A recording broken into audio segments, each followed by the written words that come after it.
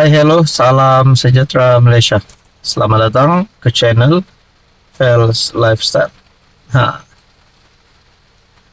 seringkali kita mendengar berkaitan dengan rasuah yang berlaku, bukan saja di luar negara, bukan saja di semenanjung Malaysia, di Borneo, Sabah, Sarawak, tapi hampir setiap pelosok Malaysia ini kita pernah mendengar cerita, berita tentang rasuah.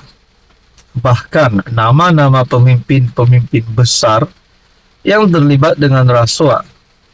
Nah, macam mana nak hapuskan tradisi rasuah ini?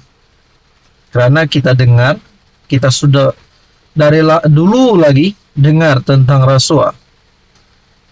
Pemimpin ini rasuah, bermacam-macam lah cerita tentang rasuah. Serbuan dilakukan, uang bertimbun ditemukan, dakwa di sana dituduh, macam-macam lah tentang rasuah. Jadi pada akhirnya baru-baru ini kita digemparkan dengan rasuah 8 adun di Sabah. Tapi saudara-saudara, satu lagi maklumat yang saya terima. Kali ini bukan 8 adun, bukan 10 adun, bukan 15 adun, tapi 20 adun disebut di dalam satu berita ataupun maklumat yang saya terima ini. Warisan dalam satu kenyataan. Persoal jika 20 adun terlibat skandal perlombongan Sabah. Susulan dakwaan, ada kartel memohon untuk melombong kira-kira 5% kawasan di Sabah. Warisan berkata, perkara itu menimbulkan lebih banyak persoalan. Antaranya, jumlah adun yang terlibat dalam skandal berkenaan. Ketua Penerangan Warisan Aziz Jaman berkata, demikian sebagai mengulas artikel FMT yang memetik sumber mengatakan, antara 2022 dan 2024, kartel itu memohon sekitar 20 lesen cari gali meliputi kawasan hampir 1 juta ekar. Adakah ini membayangkan bahwa 20 YB wakil rakyat berbeza terlibat? Kerana kartel itu memohon sekitar 20 lesen cari gali. Jika ya, siapakah YB ini selain mereka yang telah didedahkan oleh pemberi maklumat?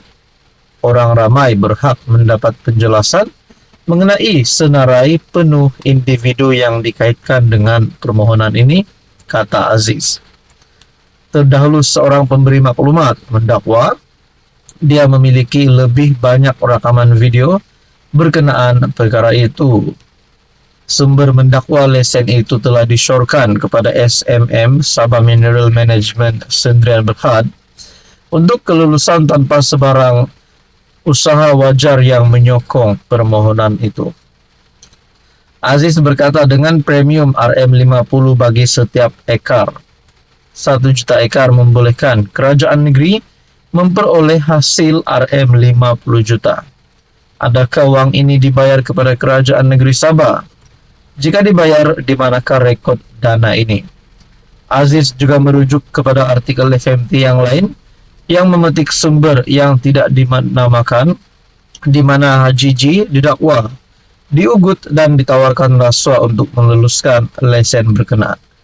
Kalau benar Ketua Menteri Sabah terima rasuah, berapa jumlah rasuah itu kalau benar?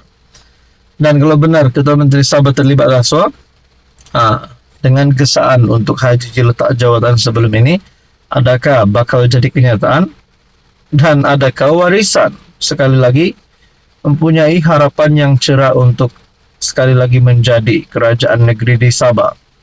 Dengan presidennya mungkin Syafiq Abdal, YB Munira, ataupun mungkin siapa-siapa saja. Nah, saudara-saudara, di dalam politik apa-apapun boleh berlaku. Tapi berkaitan dengan skandal ini, rakyat Sabah perlu tahu perkara yang sebenar. Apa komen Anda? Hai, hello, salam sejahtera Malaysia. saudara-saudara yang saya amat hormati.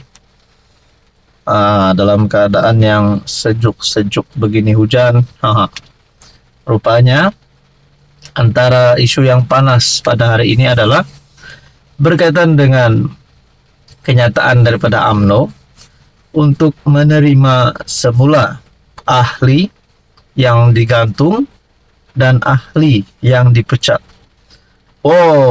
Setelah UMNO membuat kenyataan begini, BN membuat kenyataan begini, akhirnya antara dua nama yang menjadi sebutan ramai. Pertama, of course lah, Khairi Jamaluddin. Dan yang kedua, Hishamuddin Hussein. Kedua-dua ini dilihat janggal bila mereka dipecat dan digantung keahlian mereka di dalam kepimpinan UMNO.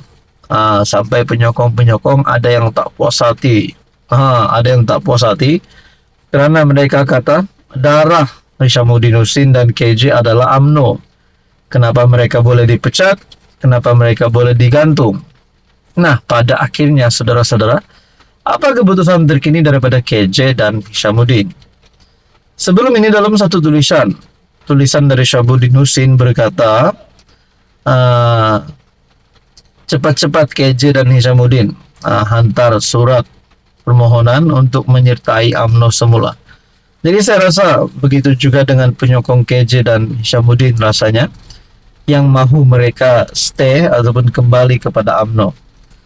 Berkaitan dengan ini, jika UMNO terima kembali, bolehkah KJ Hisham patuh pada parti? Nah, antara yang disebut di sini adalah Khairi Jamaluddin dan Hishamuddin Hussein. Sekiranya mereka patuh semula kepada parti, tidak lagi menjadi terlalu mengkritik Zahid Hamidi seperti mana yang pernah dilakukan KJ sebelum ini, adakah kedua-dua pemimpin ini mempunyai harapan untuk menjadi kepimpinan tertinggi UMNO, menjadi presiden UMNO, timbalan presiden UMNO yang baru? Sekiranya kedua-dua nama ini diserap semula masuk di dalam UMNO, adakah ini bermula kepada UMNO untuk menjadi dominan semula? Di dalam tulisan Hishamuddin ada juga berkata, setelah Tajuddin diterima semula masuk UMNO, permulaan kepada UMNO untuk menjadi dominan semula. Apatah lagi kalau Hishamuddin Hussein dan KJ yang memang menjadi sosok pemimpin yang disegani di Malaysia. Saudara-saudara, kalau nak cakap KJ dan Hishamuddin serta IPN, kita belum dengar cerita itu.